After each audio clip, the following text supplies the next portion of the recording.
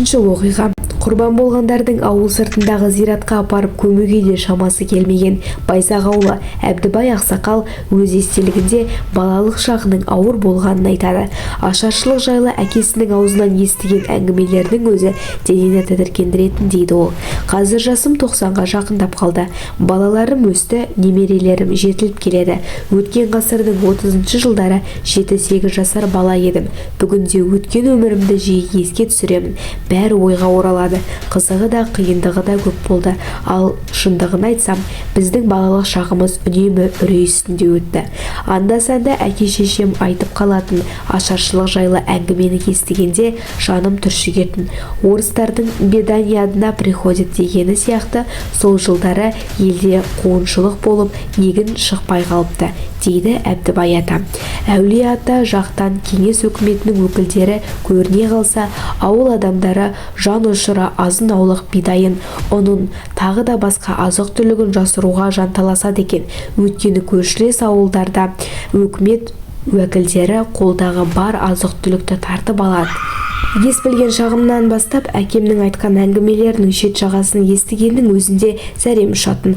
Ауыл айналасындағы төмпешіктерді басып өтпеуімді ескертіп қояды. Бұл аштықтан өлгендерді жинап алып көмген жерлер екен. Әбден әлсіреген елдің ашаршылықтан құрбаны болған жандарды ауылдың сыртындағы зиратқа апарып көмуге де шамасы келмеген. Қолында аз ғана мүмкіншілігі бар, адамгершілігі мол, иманды жандар өкіметтің шолақ белсенділерінен жасырып, ашығып жатқан жұртқа көмек беруге әрекет жасаған екен. Мысалы, колхоздың бидай жинайтын қойма күзетшісі Секер деген кісі саптама етігінің қонышына бидайды сыйғанынша тығып алып, ауылдастарына таратып отырған. Егер мұны біліп қойса, сол кездегі қатал заң бойынша Секерді халыққа көмектескені үшін халық жауы деп өлім жазасына кесер еді. Кеңестік жүйенің осындай сұрқия саясаты болған. Өміріне қауіп төнетінін білсе де, қарапайым адамның елге жаны ашып жасаған ерлік емес пе?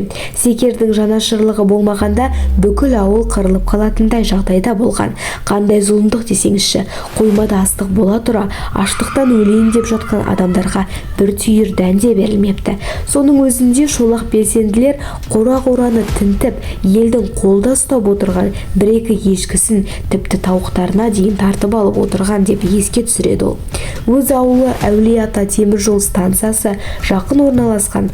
Ауылдың кейбір адамдары жан сауға алып темір жол бойына жағалаған.